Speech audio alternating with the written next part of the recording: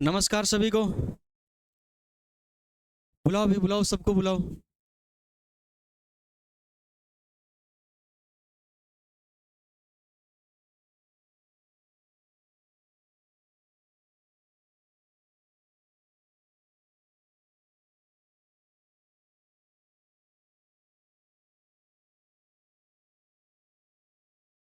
Heading डालो, मुर्गियों की प्रमुख।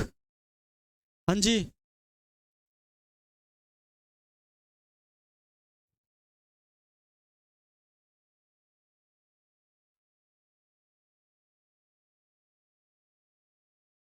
मैंने क्या लिखाया था? गहरा भूरा काला ही आ जाएगा, सही है, गहरा भूरा ही होगा। हाँ, मुर्गियों की प्रमुख नस्ल।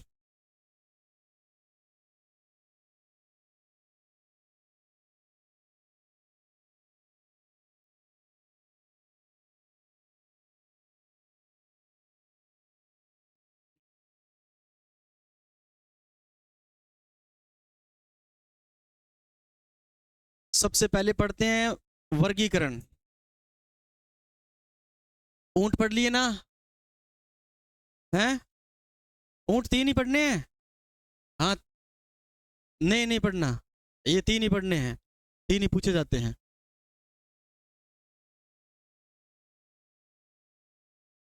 वर्गीकरण।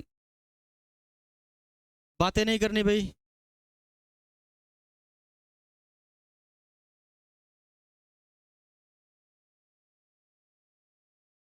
हाँ, बातें नहीं करनी। सबसे पहले वर्गीकरण में क्या आएगा? किंगडम। क्या आएगा? किंगडम। किंगडम को क्या कहते हैं? जगत कहते हैं। ठीक है। उसके बाद में, किंगडम के बाद में क्या है? फाइलम। फाइलम को क्या कहेंगे? संघ कहते हैं। ठीक है। फाइलम के बाद में क्या है? क्लास। KPC class. क्लास को क्या कहेंगे? वर्ग कहेंगे। और उसके बाद में क्या है? क्लास के बाद में ऑर्डर। ऑर्डर को क्या कहेंगे? गण कहेंगे। क्या कहेंगे? गण कहेंगे। ऑर्डर के बाद में क्या है? फैमिली। फैमिली। और फैमिली को क्या कहेंगे? कुल कहेंगे। क्या कहेंगे? कुल कहेंगे। और फिर क्या है? जीनस। क्या है? जीनस। और जीनस का अर्थ क्या हो गया? वंश। और फिर क्या है? स्पीसीज। क्या है? स्पीसीज।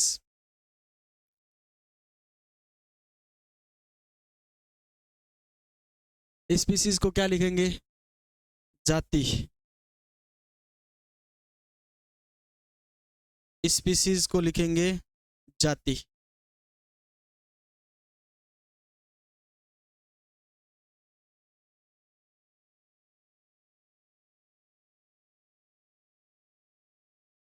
बताओ क्या आएगा? एनिमेलिया। क्या आएगा? एनिमेलिया।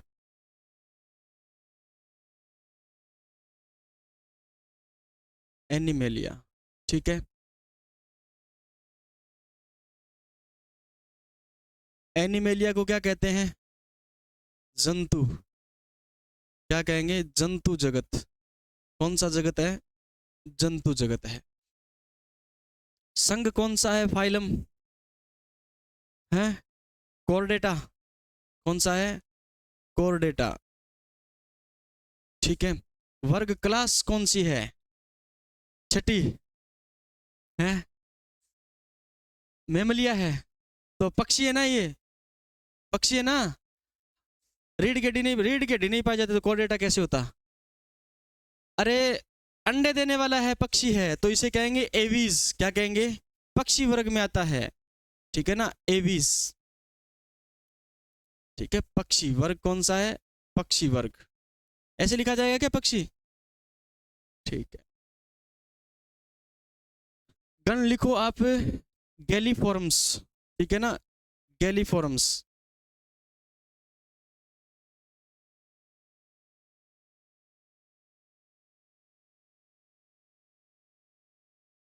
गैलीफॉर्म्स।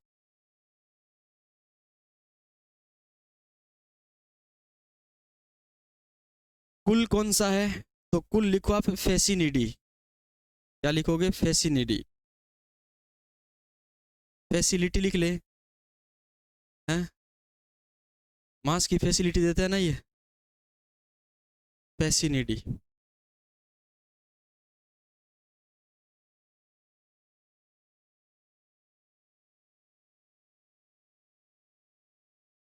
फेसिनिडी। और वंश लिखो आप गेलस। क्या लिखोगे? गेलस।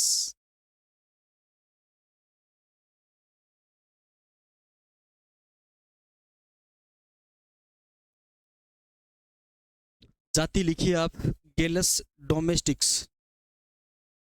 गेलस डोमेस्टिक्स।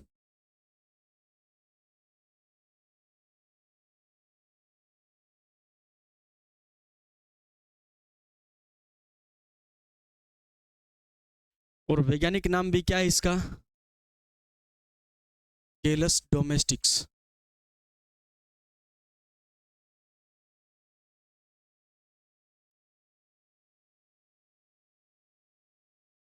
गेलस डोमेस्टिक्स।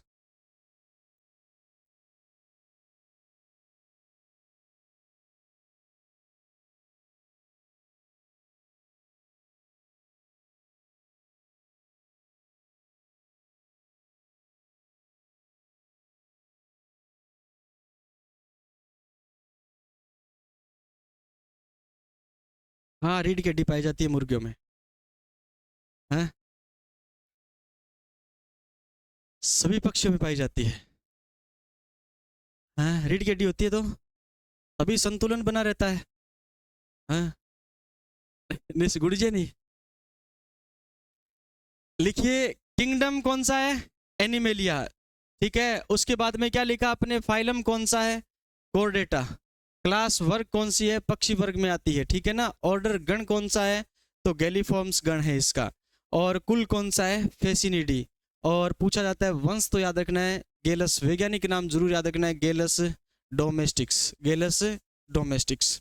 ठीक है, ये वर्गीकरण है भाई इसका। उतार लिया सबने?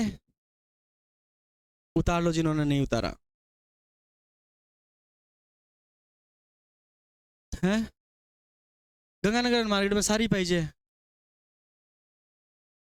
कौन सी? भेड़? भाई मैंने तो उतनी पढ़ी है जितनी मैंने आपको पढ़ा दी। अब नाली नूली मैंने नहीं पढ़ी है। चोकला पाई नहीं पाई जाती? पाई जाती है ना। क्यों नहीं है? चोकला है गंगानगर हनुमानगढ़ में।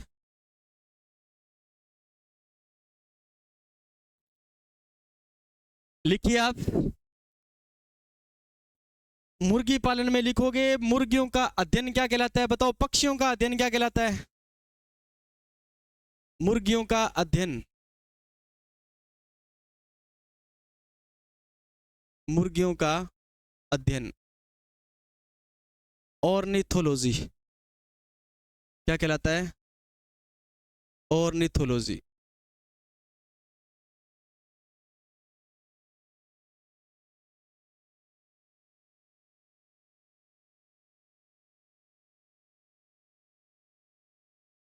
ऑर्निथोलॉजी कहलाता है। नेक्स्ट लाइन से लिखोगे पक्षी केंद्रीय पक्षी अनुसंधान केंद्र कहां पर स्थित है? केंद्रीय पक्षी पक्षी अनुसंधान केंद्र।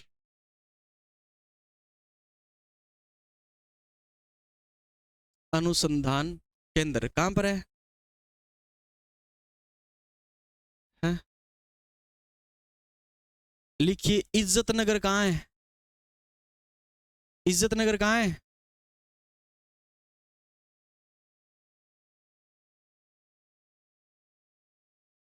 उत्तर प्रदेश। कहां है? उत्तर प्रदेश। पक्षी अनुसंधान केंद्र कहां है? तो इज्जत नगर याद रखना है, उत्तर प्रदेश। और इसकी स्थापना हुई थी कब? 1979 में। 1979 में क्या हुई है भाई? स्थापना। 1979 में स्थापना।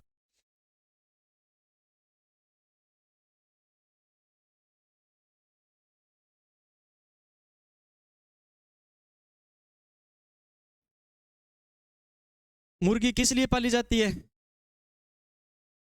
हैं? अंडे और मांस के लिए पाली जाती है। प्रश्न पूछा जाए, मुर्गी के शरीर में अंडा कितने घंटे में बन जाता है? मुर्गी के शरीर में अंडा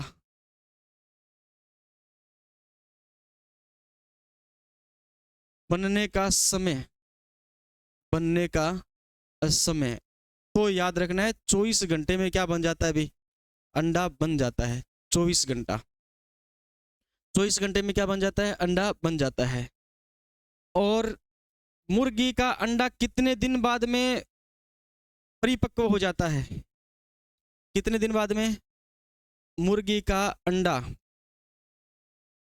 मुर्गी के अंडे का उद्भवन काल लिखो आप। मुर्गी के अंडे का उद्भवन काल यानी परिपक्व होने का जो समय है वो कितने दिन का है? उद्भवन काल लिखिए आप 21 दिन। 21 दिन बाद में अंडे से चूजा क्या आ जाता है? बाहर आ जाता है। ठीक है, अंडे से चूजा क्या आ जाता है? 21 दिन बाद में बाहर आ जाता है।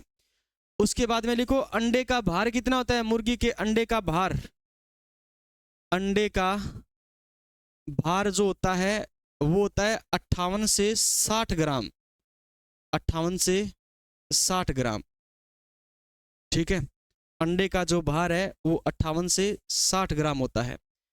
मुर्गी के अंडे का कवच किस चीज का बना होता है? तो अंडे का कवच बना होता है कौन से कार्बोनेट का है?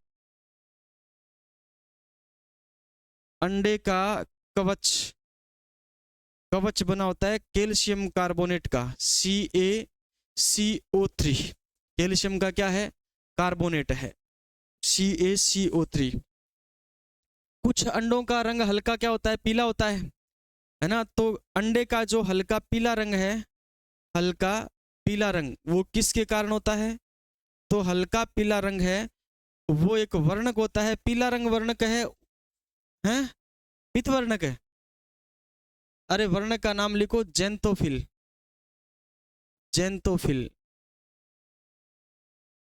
ज़ैंथोफिल वर्णक के कारण याद रखना इसका रंग क्या होता है? इसका रंग होता है पीला।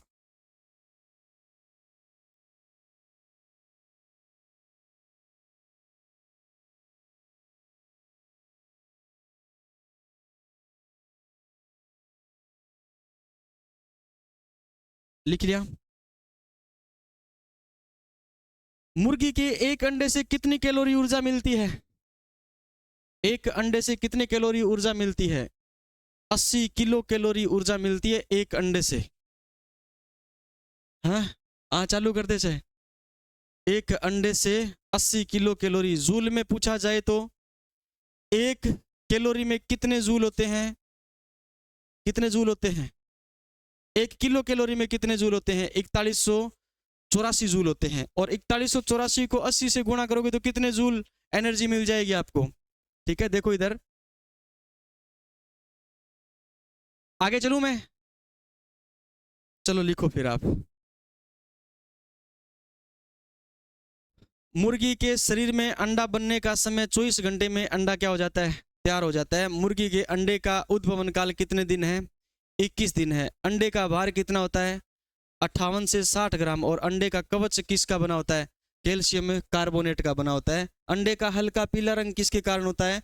ज़ैंथोफिल वर्णक के कारण होता है। ज़ैंथोफिल वर्णक के कारण होता है। ठीक है, केंद्रीय पक्षी अनुसंधान केंद्र इज्जतनगर उत्तर प्रदेश, स्थापना 1979 में। और मुर्गियों का अध्ययन या पक्षियों का अध्ययन क्या कहलाता है? ऑर्निथोलॉजी कहलाता है। क्या कहलाता है? ऑर्निथोलॉजी कहलाता है। चलें आगे। हाँ, कैलोरी वाला बताऊंगा। देखो इधर,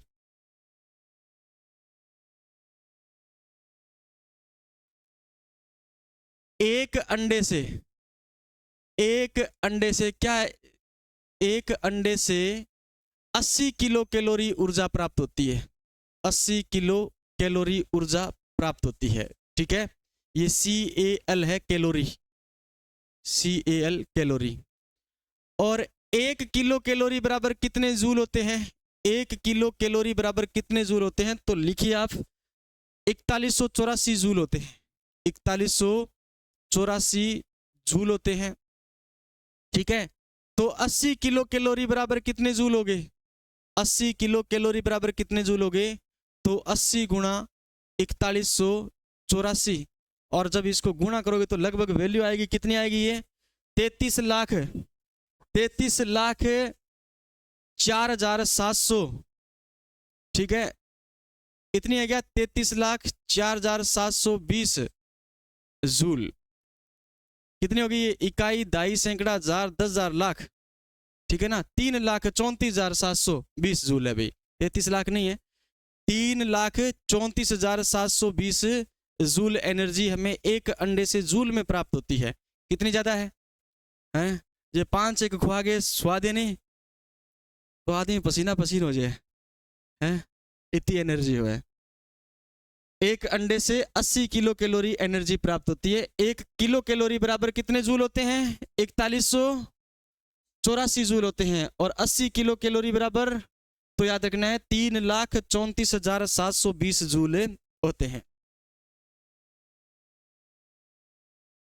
लिख लिया? नेक्स्ट लाइन से लिखो, मुर्गी द्वारा अंडे सेने का उपयुक्त समय। मुर्गी द्वारा अंडे सेने का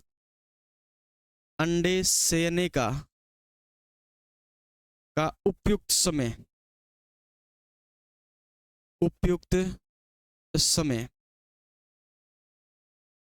अंडे सेने का उपयुक्त समय जो है वो कौन सा महीना माना जाता है? तो याद रखना, फरवरी और मार्च। वैसे कभी भी से सकती है, लेकिन उपयुक्त समय वो क्या है? फरवरी और मार्च। ठीक है, अंडे सेने का उपयुक्त समय है फरवरी और मार्च। अंडों को 2 प्रकार से सेए जाते हैं। कितने प्रकार से? अंडों को सेने का, अंडे सेने की जो क्रिया है, सेने की प्रक्रिया या क्रिया कितने प्रकार की? 2 प्रकार की। एक तो होती है प्राकृतिक और एक होती है कृत्रिम। एक तो होती है प्राकृतिक और एक होती है कृत्रिम। ठीक है ना? प्राकृतिक में याद रखना है, मुर्गी स्वयं क्या करती है? अंडे सेती है। ठीक है ना? प्राकृतिक में याद रखना है, प्राकृतिक और प्राकृतिक विधि द्वारा, और इधर याद रखना है कृत्रिम विधि द्वारा। प्राकृतिक विधि जो होती है, इसमें मुर्गी क्या करती है? मुर्गी स्वयं अंडे सेती है। ठीक है ना? मुर्गी खुद अंडे सेती है। ठीक है, और एक बार में कितने? तो एक साथ एक बार में याद रखना है आपको 8 से 10 अंडे से सकती है। ठीक है ना? एक बार में एक साथ 8 से 10 अंडे से सकती है। 8 से 10 अंडे, ठीक है ना, सेती है। ठीक है, और कृत्रिम विधि द्वारा एक मशीन का अपन उपयोग करते हैं। उस मशीन को कहते हैं इंक्यूबेटर। क्या कहते हैं? इंक्यूबेटर। इंक्यूबेटर जो मशीन है, ये याद रखना है, एक बार में एक साथ 3000 अंडों को क्या करती है? से सकती है। 3000 अंडों को एक साथ सेती है। 3000 अंडों को एक साथ सेती है।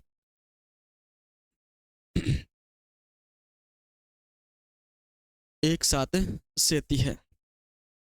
ठीक है, जब इस मशीन द्वारा अंडों को सेया जाता है तो हम अंडों की गुणवत्ता की जांच करते हैं, और गुणवत्ता की जांच करने के लिए याद रखना है एक विधि काम में ली जाती है। उस विधि को कहते हैं कैंडलिंग विधि। क्या कहते हैं? कैंडलिंग विधि। ठीक है ना? कब? तो प्राकृतिक रूप से जब भी याद रखना है मुर्गी अंडा सेएगी तो मुर्गी को अंडे को हाथ लगाते ही मुर्गी अंडे पर नहीं बैठेगी। ठीक है ना? क्यों?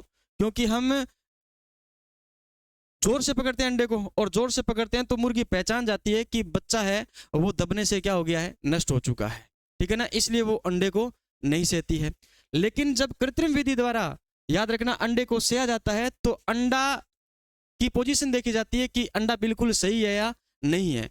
कहीं हमने इंक्यूबेटर मशीन के अंदर तापमान अधिक नहीं रख दिया है, या फिर आर्द्रता कम नहीं हो गई है, उस विधि के लिए याद रखना है अंडे की गुणवत्ता जांच की जाती है। तो एक विधि होती है, उस विधि को कहते हैं अपन क्या, कैंडलिंग विधि। अब कैंडलिंग से नाम याद रखना, इसमें अपन किसका उपयोग करेंगे, कैंडल का उपयोग करेंगे। और कैंडल को क्या कहते हैं अपन, मोमबत्ती कहते हैं। क्या कहते हैं, मोमबत्ती कहते हैं। एक डिब्बा लेते हैं और उस डिब्बे पर इस प्रकार से क्या होता है, एक बॉक्स है, इस प्रकार एक बॉक्स बना होता है, इसके अंदर क्या रखा जाता है, एग रखा जाता है, और यहाँ पर क्या होते हैं, छोटे छोटे क्या होते हैं, छिद्र होते हैं। इसके नीचे क्या जलाई जाती है, मोमबत्ती जलाई जाती है। इसके नीचे क्या जलाई जाती है, मोमबत्ती जलाई जाती है।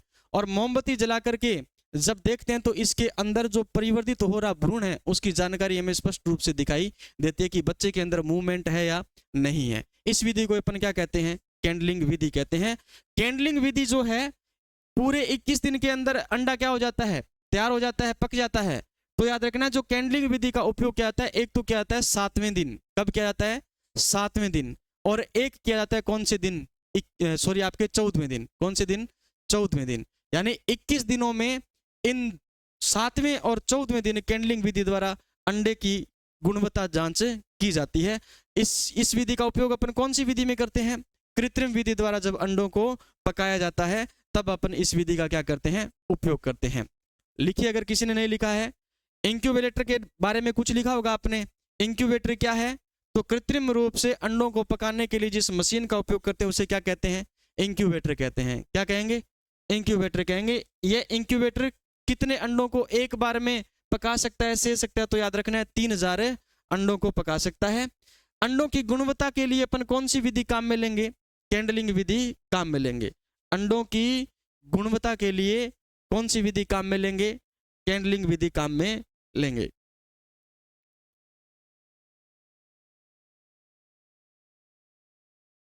लिखो कैंडलिंग प्रक्रिया 7वें व 14वें दिन, कैंडलिंग प्रक्रिया 7वें व 14वें दिन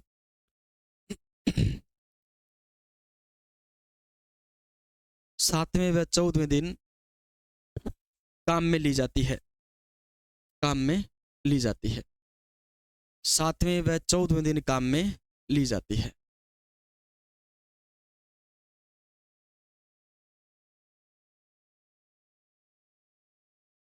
लिख लिया होगा, चलें आगे।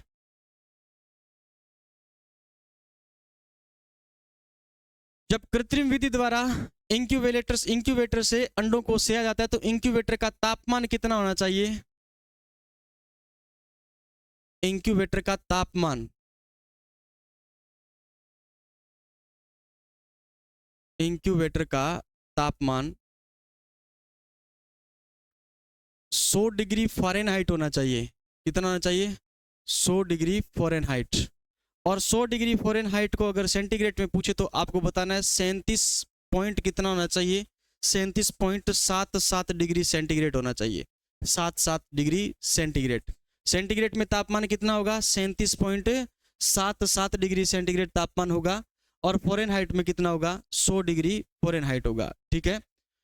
इंक्यूबेटर में याद रखना है आपको, ये तापमान अंतिम के जो 3 दिन होते हैं, अंतिम 3 दिन, अंतिम 3 दिन कौन कौन से, अंतिम 3 दिन कौन कौन से होंगे, 19, 20 और 21 घटा करके कितना कर दिया जाता है, तो लिखो ये कर दिया जाता है 95 डिग्री फ़ारेनहाइट से कर दिया जाता है। कितना, 98 डिग्री फ़ारेनहाइट। 95 डिग्री फ़ारेनहाइट से कितना कर दिया जाता है, 98 डिग्री फ़ारेनहाइट। और 95 से 98 को आप सेंटीग्रेड में लिखोगे तो 35 से कितना लिखोगे, 36 डिग्री सेंटीग्रेड। 35 से 36 डिग्री सेंटीग्रेड अंतिम दिनों 3 दिनों में घटा करके तापमान कर दिया जाता है। ठीक है। इंक्यूबेटर की आर्द्रता पूछी जाती है, आर्द्रता कितनी होनी चाहिए, तो याद रखना है इसके अंदर जो आर्द्रता है वो होनी चाहिए कितनी, 60%। अब आर्द्रता क्यों रखी जाती है, तो याद रखना है तापमान अगर ज्यादा होगा तो बच्चे क्या हो जाएंगे, अंडे में नष्ट हो जाएंगे अधिक तापमान के कारण। ठीक है। अब उसमें कुछ क्या रखी जाती है, मशीन में आर्द्रता रखी जाती है, और आर्द्रता कितनी % होनी चाहिए, 60% आर्द्रता क्या होनी चाहिए, मशीन के अंदर होनी चाहिए, ताकि अंडे आराम से पके। अचानक पकेंगे तो बच्चे क्या हो जाएंगे, चूजे नष्ट हो जाएंगे, ठीक है ना। तो इंक्यूबेटर का तापमान कितना होना चाहिए, 100 डिग्री फ़ारेनहाइट होना चाहिए। 100 डिग्री फ़ारेनहाइट को क्या लिख सकते हो आप, 37.77 डिग्री सेंटीग्रेड लिख सकते हो। अंतिम 3 दिन में ये तापमान कितना कर दिया जाता है, 95 से 98 डिग्री फ़ारेनहाइट, और सेंटीग्रेड में पूछा जाए तो 35 से 36 डिग्री सेंटीग्रेड। आर्द्रता कितनी रखी जाती है, 60% क्या रखी जाती है, आर्द्रता रखी जाती है, ठीक है।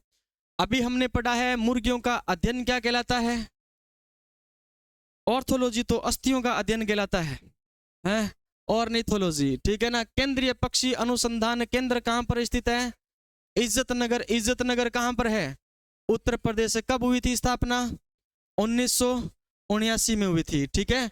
मुर्गी के शरीर में अंडा बनने का समय कितना, 24 घंटे में एक अंडा क्या हो जाता है, तैयार हो जाता है, ठीक है ना। और मुर्गी के अंडे का उद्भवन काल कितने दिन, यानी 21वें दिन अंडा है वो परिपक्व होकर के चूजा क्या निकल जाता है, अंडे से बाहर निकल जाता है। अंडे का भार कितना माना जाता है, 58 से 60 ग्राम माना जाता है। और अंडे का कवच किस चीज का बना होता है, कैल्शियम कार्बोनेट का बना होता है। पूछा जाए अंडे का कवच किस धातु का कार्बोनेट होता है, तो याद रखना है कैल्शियम का क्या होता है, कार्बोनेट होता है। कैल्शियम क्या एक प्रकार की धातु है। हल्का पीला रंग अंडे का कौन से वर्णक के कारण होता है, ज़ेंथोफिल वर्णक के कारण होता है, ठीक है। उसके बाद में हमने पढ़ा है मुर्गी के एक अंडे से कितने किलो कैलोरी एनर्जी मिलती है, तो ऊर्जा मिलती है 80 किलो कैलोरी ऊर्जा मिलती है। और उसके बाद में आपको बताना है 1 किलो कैलोरी बराबर कितने जूल होते हैं, तो 8184 जूल होते हैं, सॉरी 4184 क्या होते हैं, जूल होते हैं। और 80 किलो कैलोरी बराबर टोटल कितने जूल हो गए, तो 3,34,720 जूल हो गए हैं। इतनी एनर्जी हमें एक अंडे से मिलती है, ये बहुत ज्यादा क्या होती है, एनर्जी होती है, ठीक है। नेक्स्ट अगर आप बात करोगे मुर्गी द्वारा अंडे सेने का उपयुक्त समय कौन सा महीना माना जाता है, तो याद रखना फरवरी या मार्च, ठीक है। प्रमुख रूप से ये महीना उपयुक्त माना जाता है, बाकी मुर्गी जाने भी अपने आप क्या है, सह सकती है कभी भी। अंडे के सेने की क्रिया कितनी होती है, 2, एक प्राकृतिक विधि द्वारा और एक कृत्रिम विधि द्वारा। प्राकृतिक विधि द्वारा मुर्गी अंडों पर बैठती है और एक बार में 8 से 10 अंडे क्या करती है, सेती है।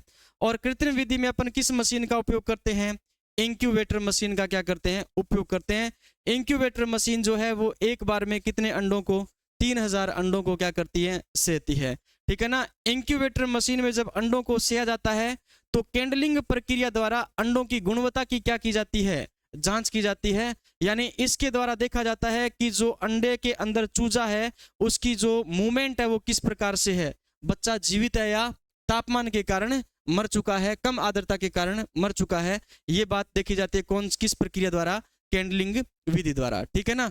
अगर याद रखना आपको पूछा जाए कैंडलिंग विधि है उसका उपयोग कौन कौन से दिन कर सकते हैं, तो याद रखना है 7वें दिन और 14वें दिन अपन कैंडलिंग विधि का क्या कर सकते हैं, उपयोग कर सकते हैं, ठीक है। नेक्स्ट याद रखना है आपको इंक्यूबेटर का तापमान कितना रखना चाहिए, 100 डिग्री फ़ारेनहाइट रखना चाहिए। 100 डिग्री फ़ारेनहाइट को चेंज करोगे किसमें, डिग्री सेंटीग्रेड के अंदर, तो 37.77 डिग्री सेंटीग्रेड होगा। और अंतिम 3 दिन के अंदर ये तापमान घटा करके कितना कर दिया जाता है, 95 से 98 डिग्री फ़ारेनहाइट कर दिया जाता है, यानी 35 डिग्री से 36 डिग्री कर दिया जाता है। इंक्यूबेटर मशीन की आर्द्रता कितनी होनी चाहिए, तो याद रखना है 60% होनी चाहिए, 60% क्या होनी चाहिए, इसकी आर्द्रता होनी चाहिए, ठीक है। आगे लिखो, मुर्गियों को अंडा देने के लिए प्रकाश कितने घंटे आवश्यक है अभी, तो प्रकाश की आवश्यकता है मुर्गियों को कितने घंटे, तो लिख लीजिए आप 14 से 16 घंटे, 14 से 16 घंटे। यानी एक मुर्गी को अंडा देने के लिए प्रकाश की जो आवश्यकता होगी वो कितने घंटे के लिए प्रकाश चाहिए, उसे 14 से 16 घंटे उसके लिए प्रकाश अवेलेबल होना चाहिए, ठीक है।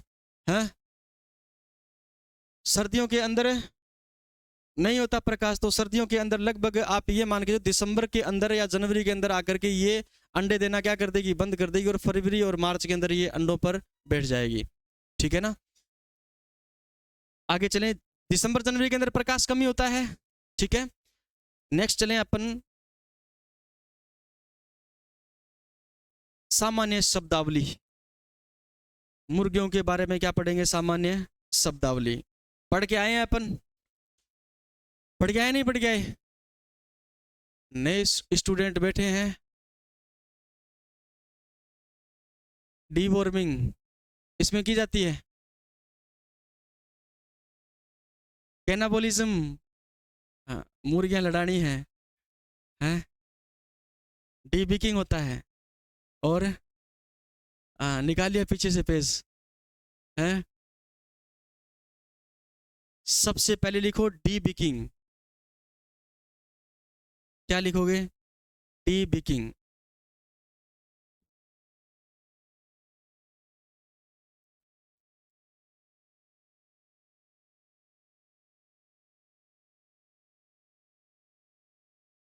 डीबिकिंग। डीबिकिंग क्या है? चोंच काटना, है ना? चोंच काटने की प्रक्रिया क्या कहलाती है? डीबिकिंग कहलाती है। चोंच काटने की प्रक्रिया। चोंच को छोटा करना, चोंच काटने की प्रक्रिया, है? काटने की प्रक्रिया, तू रहने दे।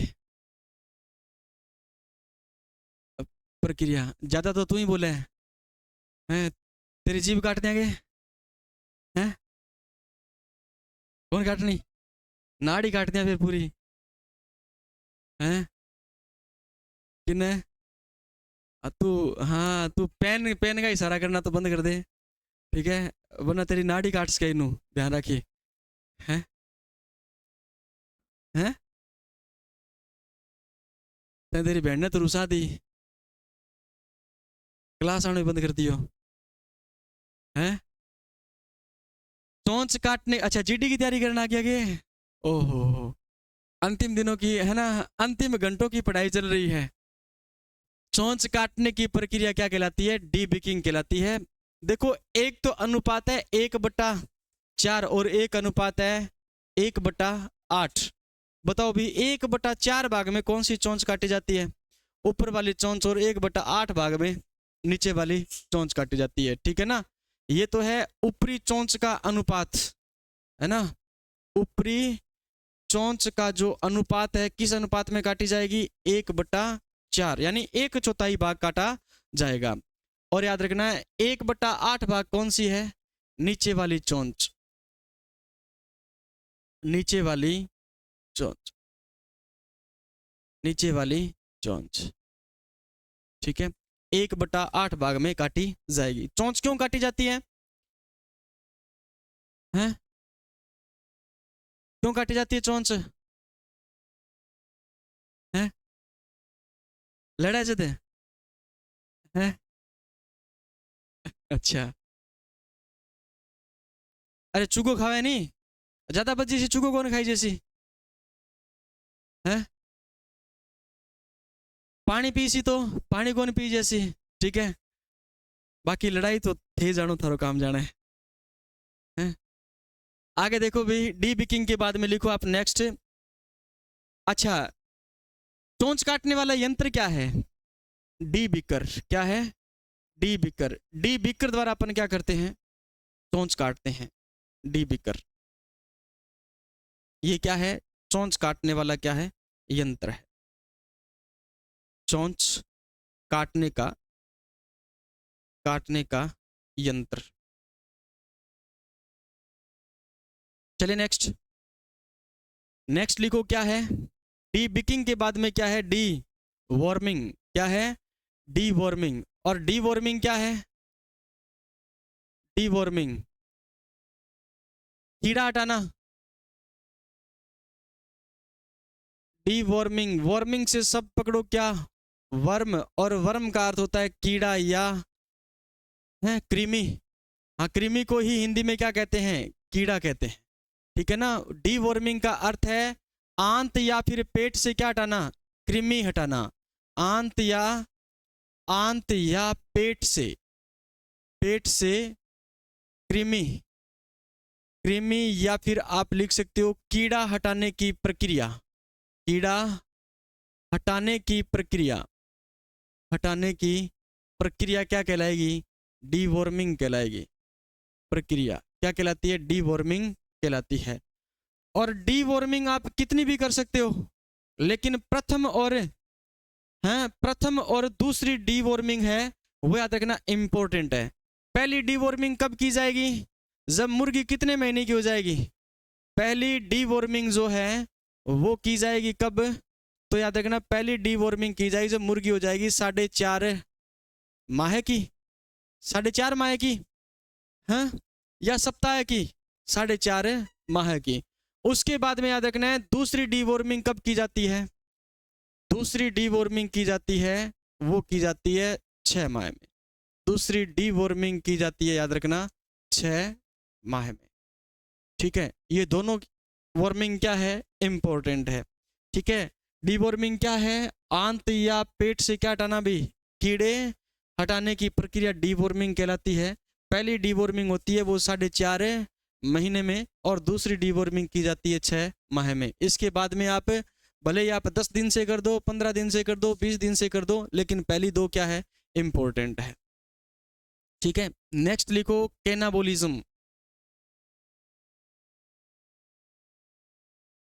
कैनाबोलिज्म,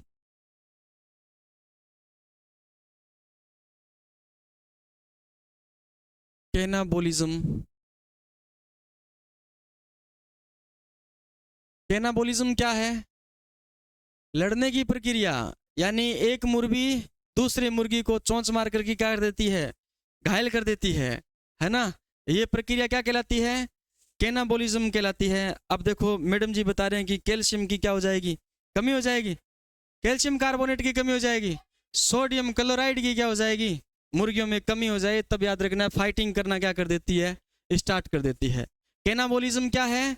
तो एक मुर्गी द्वारा दूसरी मुर्गी को, एक मुर्गी द्वारा, एक मुर्गी द्वारा दूसरी मुर्गी को, दूसरी मुर्गी को, दूसरी मुर्गी को चोंच मारकर क्या कर देना? मुर्गी को चोंच मारकर, मारकर घायल कर देना, है ना? घायल करना क्या कहलाता है? कैनाबोलिज्म कहलाता है। और याद रखना शरीर में किसकी कमी हो जाएगी? तो मुर्गियों में किसकी कमी हो जाती है? मुर्गियों में सोडियम क्लोराइड की क्या हो जाती है? मुर्गियों में सोडियम क्लोराइड की क्या हो जाती है?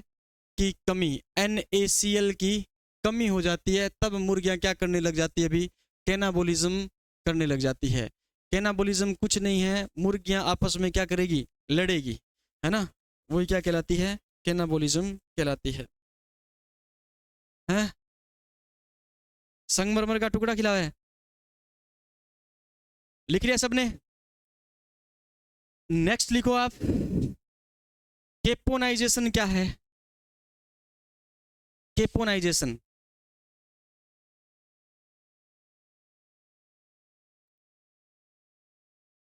केपोनाइजेशन, केपोनाइजेशन क्या है?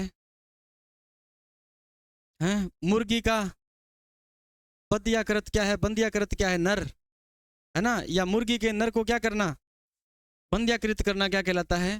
केपोनाइजेशन कहलाता है। मुर्गी के नर को, नर को प्रजनन रूप से क्या कर देना?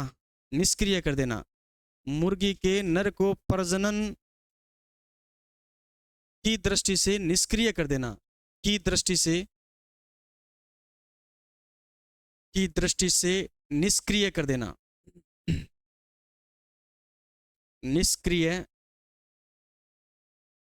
कर देना क्या कहलाएगा? याद रखना केपोनाइजेशन का अर्थ होता है बंध्याकरण। क्या होता है? बंध्याकरण। ठीक है, और बंध्याकृत जो मुर्गी का नर होता है वो क्या कहलाता है? केपेन कहलाता है। क्या कहलाता है?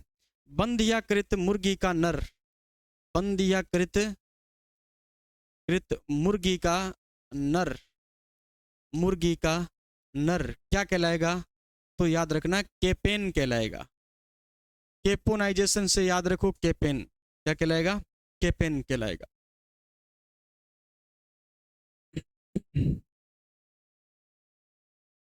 पंद्याकरण की उपयुक्त उम्र, पंद्याकरण की उपयुक्त उम्र 10, हाँ 10 माह है।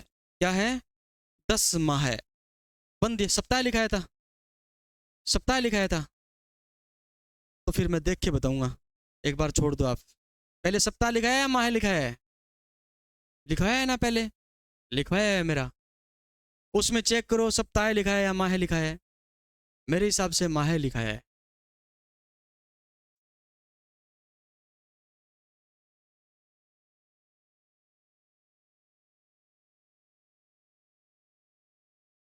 चलो कोई बात नहीं है, अरे कोई बात नहीं, कोई बात नहीं। हाँ, पंद्याकरण की उपयुक्त उम्र 10 माह नहीं लिखाया हुआ, नहीं लिखा है तो फिर लिख लो 10 माह है। उपयुक्त उम्र क्या है? 10 माह है। केपोनाइजेशन की उपयुक्त उम्र है 10 माह है।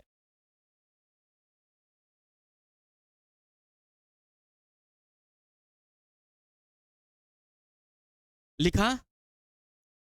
नेक्स्ट है ब्रोइलर क्या होता है, लेयर्स क्या होती है? ब्रोइलर क्या है? ब्रोइलर। और ब्रोइलर के बाद में क्या है बताओ? लेयर्स क्या है? लेयर्स। और एक होता है रोस्टर्स।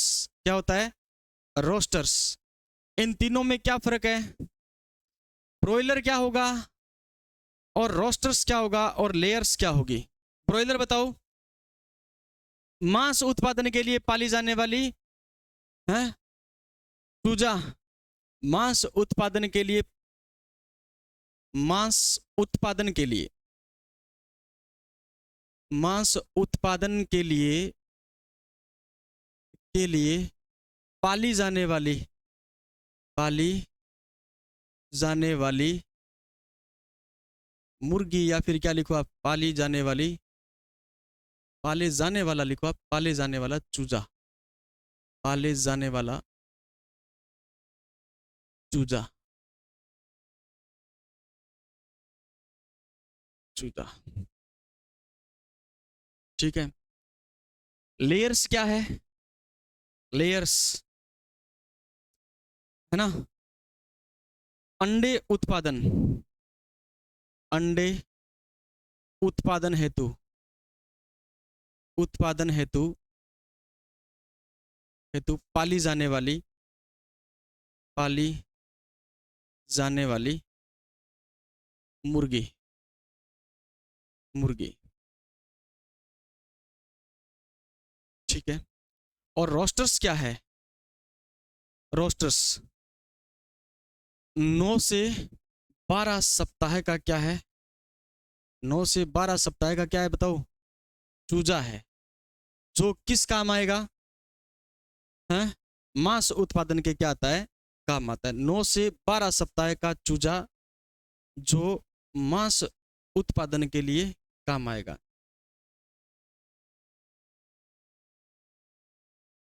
मांस उत्पादन के लिए पाला जाता है।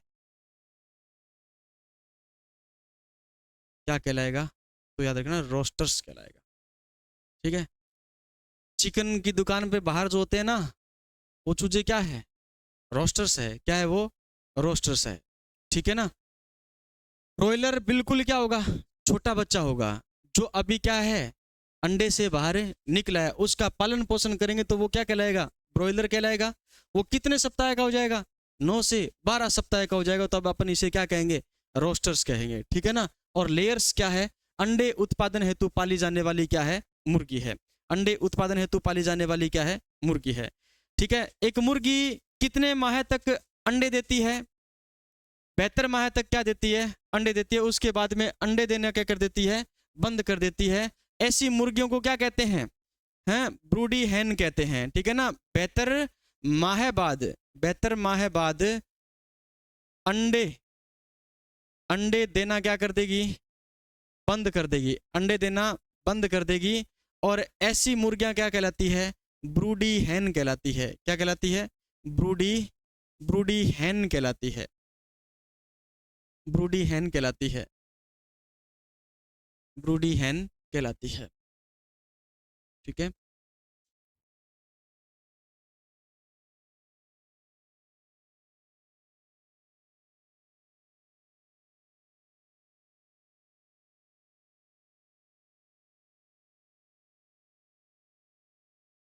ग्रोवर मैनेजमेंट क्या होता है?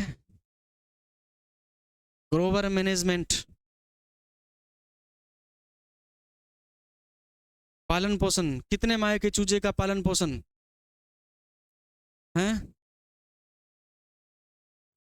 1 सप्ताह में 7 दिन और 8 सप्ताह में कितने दिन हो गए? 56 दिन हो गए ना। तो फिर जोड़ो आप, कितने महीने बन गए? लगभग 2 महीने बन गए, है ना। 2 महीने के चूजे का लगभग क्या करना है आपको? पालन पोषण करना है। वो क्या कहलाएगा? ग्रोवर मैनेजमेंट कहलाएगा। क्या कहलाएगा? ग्रोवर मैनेजमेंट। ग्रिट क्या है? ग्रिट है, कैल्शियम की कमी होने पर ही ग्रिट दी जाती है। अरे हैं, तंतु उल्टी बात करनी है। पाचन शक्ति को, अरे इनको आहार दिया जाता है ना, वो कौन सा होता है? ग्रिट ही होता है। मुर्गियों को दिए जाने वाला आहार क्या कहलाता है? ग्रिट कहलाता है। ठीक है। हाँ, मार्बल के टुकड़े ग्रिट वही तो होते हैं, जिसमें कांच के भी टुकड़े होते हैं, मार्बल के भी टुकड़े होते हैं। ठीक है। लिखो आप, ग्रोवर मैनेजमेंट तो क्या होता है? ग्रोवर मैनेजमेंट, मैनेजमेंट क्या होता है? 8 सप्ताह के चूजे का, 8 सप्ताह, 8 सप्ताह के चूजे का पालन पोषण, पालन पोषण क्या कहलाएगा? ग्रोवर मैनेजमेंट कहलाएगा। क्या कहलाएगा? ग्रोवर मैनेजमेंट कहलाएगा। ठीक है। उसके बाद में है ग्रिट। क्या होता है? तो याद रखना, मुर्गियों को दिए जाने वाला जो आहार होता है वो क्या कहलाता है? ग्रिट कहलाता है ना। मुर्गियों को दिए जाने वाला आहार, मुर्गियों को, मुर्गियों को दिए जाने वाला, दिए जाने वाला आहार क्या होता है? ग्रिट कहलाता है। फीड भी कहते हैं ना इसे, फीड भी कहते हैं। ठीक है। मुर्गियों को दिए जाने वाला आहार क्या कहलाता है? ग्रिट कहलाता है। और ग्रिट को पचाने के लिए मनुष्य, मुर्गी के शरीर में सबसे बड़ा अंग कौन सा पाया जाता है? तो लिखो, ग्रिट को पचाने के लिए सबसे बड़ा अंग है वो गिजार्ड पाया जाता है। ठीक है। ग्रिट को, ग्रिट को पचाने के लिए, पचाने के लिए, पचाने के लिए,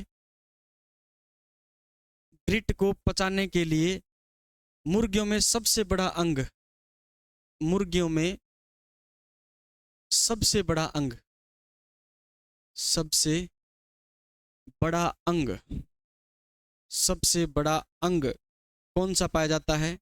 तो याद रखना, गिजार्ड, गिजार्ड,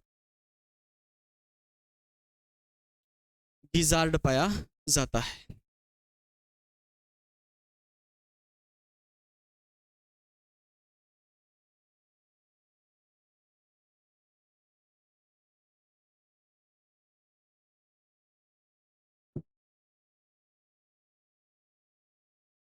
लिखा?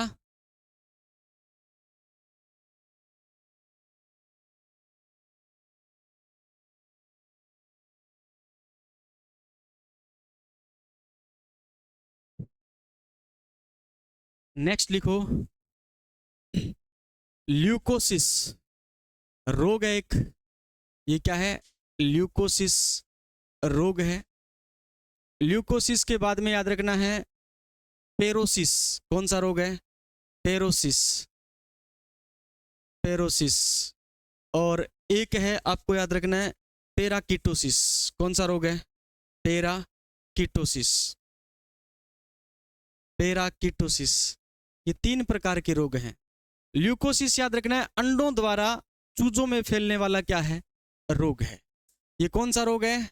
तो याद रखना अंडों द्वारा, अंडों द्वारा चूजों में,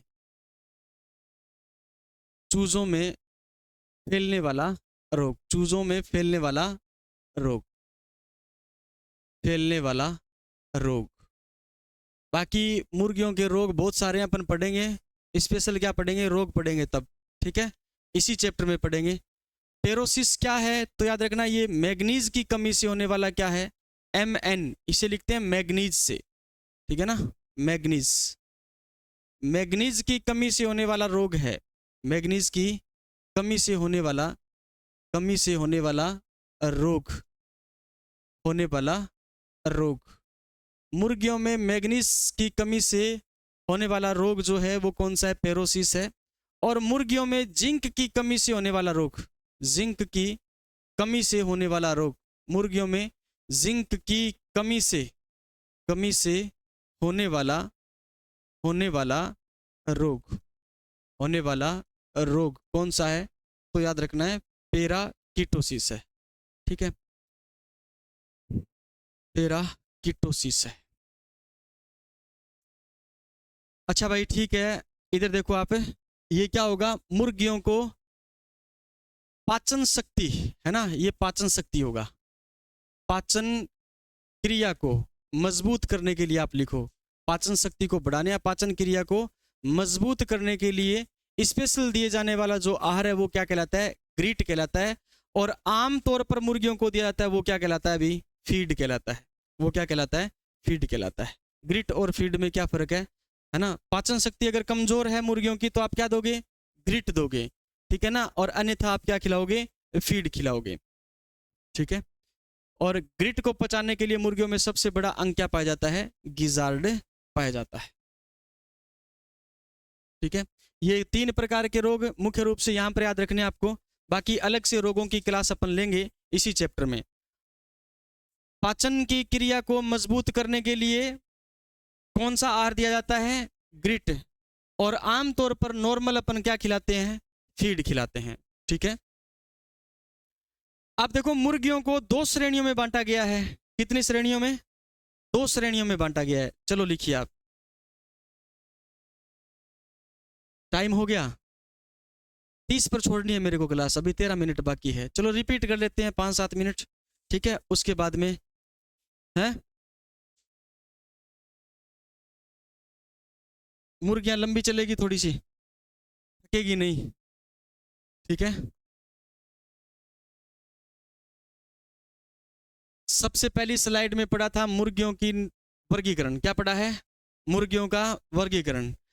एक तो इसमें याद रखोगे आप, क्या यहां पर आकर के थोड़ी गड़बड़ हो जाएगी, कोर डेटा तक तो हमने सब में समान पढ़ा है ना, और वर्ग कौन सा है, ये पक्षी वर्ग है, क्या है ये, पक्षी वर्ग है। और इसका गण कौन सा है तो याद रखना, गैलीफोरम इसका क्या रहेगा, गण रहेगा। और फैसिनिडी इसका क्या है, कुल है। और वंश याद रखना है क्या है, गेलस। और स्पीसीज याद रखना, गेलस डोमेस्टिक्स। और वैज्ञानिक नाम याद रखना है, स्पीसीज से बना है क्या, गेलस डोमेस्टिक्स, ठीक है। वो चुटकुलो सुनी रहे कि चूचा ना करो ज्यादा है ना, सुने तो सुनियो थे जाके, अरे ना करे, तू खुराक मांगा है, तने बड़ा दिन हो गया है? मुर्गियों का अध्ययन क्या कहलाता है, ऑर्निथोलॉजी कहलाता है। और केंद्रीय पक्षी अनुसंधान केंद्र, इज्जत नगर, उत्तर प्रदेश, है ना। अंडे का हल्का पीला रंग किसके कारण होता है, ज़ेंथोफिल, जोंथोफिल नहीं, ज़ेंथोफिल के कारण होता है। एक मुर्गी में अंडे का निर्माण कितने घंटे में हो जाता है, 24 घंटे में हो जाता है। और अंडा प्रस्फुटित या उद्भवन काल है वो कितने दिन का है, 21 दिन जाकर के अंडा क्या हो जाता है, परिपक्व। और 21वें दिन फूट करके चूजा क्या आ जाएगा, बाहर आ जाएगा। अंडे का भार कितना, कवच किस चीज का बना होता है, कैल्शियम कार्बोनेट का। कैंडलिंग क्या है बताओ, कैंडलिंग क्या है, हैं? अंडों को पकाना, गुणवत्ता जांच के लिए, है ना। कृत्रिम विधि कौन सी काम में लेंगे, इंक्यूबेटर मशीन। और इंक्यूबेटर मशीन से जो अंडा पकाया गया है उसकी क्या देखेंगे अपन, गुणवत्ता। उस गुणवत्ता में जो विधि काम में लेंगे अपन कौन सी है, कैंडलिंग। कैंडलिंग नाम से स्पष्ट है, कैंडल जला करके अपन अंडे के अंदर देखेंगे। जिस प्रकार टॉर्च जला करके हाथ रखते हैं ना, तो टॉर्च जलाकर हाथ रखने पर हमें हाथ का कुछ भाग दिखाई देता है, उसी प्रकार से अंडे में उसकी क्या देती है, अंडे का भ्रूण जो है वो दिखाई देता है गति करता हुआ। देख लेना घर जा करके, ठीक है। हाँ, लेकिन उसके लिए क्या चाहिए? अंधेरा चाहिए, ठीक है। हाँ, अंधेरा में लागे डर है। कैंडलिंग कौन कौन से दिन की जाती है? 7वें दिन और 14वें दिन, ठीक है। इंक्यूबेटर तापमान कितना होना चाहिए? 100 फ़ारेनहाइट, डिग्री सेंटीग्रेड में 37 से 37.77 डिग्री सेंटीग्रेड। अंतिम 3 दिन में तापमान घटा करके कितना कर दिया जाता है? 95 से 98, और डिग्री सेंटीग्रेड में याद रखोगे 35 से 36। आर्द्रता कितनी होनी चाहिए मशीन की? 60%। और प्रकाश की कितनी मात्रा उपस्थित होनी चाहिए? तो याद रखना 14 से 16 घंटे प्रकाश की उपस्थिति में मुर्गियां क्या देगी? अंडा देगी। उसके बाद में याद रखना है शब्दावली। डीबिकिंग क्या है? चोंच काटने की प्रक्रिया। चोंच हटाने की प्रक्रिया नहीं है, चोंच काटने की प्रक्रिया है। ऊपरी चोंच को किस अनुपात में काटा जाता है? 1/4, और नीचे वाली चोंच को 1/8 भाग में। और डीबिकर क्या है? चोंच हटाने का क्या है? चोंच काटने का क्या है? यंत्र है। नेक्स्ट याद रखोगे आप डीवॉर्मिंग क्या है? तो याद रखना है कीड़े हटाने की प्रक्रिया। आंत और पेट से याद रखना है कीड़े हटाने की प्रक्रिया क्या कहलाएगी? तो याद रखना क्या कहलाएगी? हाँ, डीवॉर्मिंग कहलाएगी। पहली डीवॉर्मिंग कब? 4.5 माह में। दूसरी डीवॉर्मिंग कब? 6 माह में। दूसरी डीवॉर्मिंग कब है? 6 माह में। कैनाबोलिज्म क्या है? मुर्गियों का आपस में लड़ना क्या कहलाएगा? कैनाबोलिज्म कहलाएगा। क्यों होती है ये आपस में लड़ाई? क्यों होती है? मुर्गियों में सोडियम क्लोराइड की क्या हो जाती है? कमी हो जाती है ना। याद रखना है केपोनाइजेशन क्या है? तो बंधियाकरण की प्रक्रिया क्या कहलाती है? केपोनाइजेशन कहलाती है। मुर्गी के नर को क्या कर देना? प्रजनन रूप से क्या कर देना? निष्क्रिय कर देना क्या कहलाएगा? केपोनाइजेशन कहलाएगा। और बंध्याकृत मुर्गी का नर क्या कहलाएगा? याद रखना कैपेन कहलाएगा। क्या कहलाएगा? कैपेन कहलाएगा। नेक्स्ट याद रखना है आपको ब्रॉयलर क्या है, लेयर्स क्या है, और रोस्टर्स क्या है। ब्रॉयलर याद रखना क्या है? मांस उत्पादन के लिए पाली जाने वाली क्या है? मांस उत्पादन के लिए पाले जाने वाला चूजा है। लेयर्स क्या है? अंडे उत्पादन हेतु पाले जाने वाली क्या है? मुर्गी है। 12 माह के बाद में याद रखना है मुर्गियां अंडे देना क्या कर देगी? बंद कर देगी। ऐसी मुर्गी को किस नाम से जानते हैं? ब्रूडी हैन के नाम से जानते हैं। रोस्टर्स क्या है? 9 से 12 सप्ताह का चूजा जो मांस उत्पादन के लिए क्या किया गया है? पाला गया है, वो क्या कहलाएगा? रोस्टर्स कहलाएगा। क्या कहलाएगा अभी? रोस्टर कहलाएगा। ग्रोवर मैनेजमेंट क्या है? तो याद रखना 8 सप्ताह के चूजे का पालन पोषण करना क्या कहलाएगा? ग्रोवर मैनेजमेंट कहलाएगा। और ग्रिट क्या है? तो मुर्गियों की पाचन शक्ति को बढ़ाने के लिए क्या खिलाया जाता है? इसको एक विशेष आहार दिया जाता है जिसे अपन क्या कहेंगे? ग्रिट कहेंगे। ग्रिट को पचाने के लिए मुर्गी में क्या पाया जाता है? तो याद रखना सबसे बड़ा अंग पाया जाता है जिसे अपन क्या कहेंगे? गीजार्ड कहेंगे। क्या कहेंगे? गीजार्ड कहेंगे। नेक्स्ट आपको याद रखना है इसके अंदर कि जो ल्यूकोसिस और पेरोसिस और पेराकिटोसिस क्या है? तो ल्यूकोसिस याद रखना है अंडों से किस में फैलता है रोग? चूजों में फैलता है। मैग्नीज की कमी से कौन सा रोग होता है? पेरोसिस रोग होता है। और जिंक की कमी से कौन सा रोग होता है? तो याद रखना है पेराकिटोसिस रोग होता है। ठीक है, यही चीजें पढ़ी थी। इसके बाद में मुर्गियों की नस्ल है, नस्ल पढ़ेंगे, है ना। और उसके बाद में मुर्गियों में होने वाले क्या पढ़ेंगे? रोग पढ़ेंगे। उन रोगों की क्या रोकथाम है वो पढ़ेंगे। ठीक है, आज के लिए इतना ही। धन्यवाद सभी को, आप आए। मिलते हैं कल इसी टाइम पे।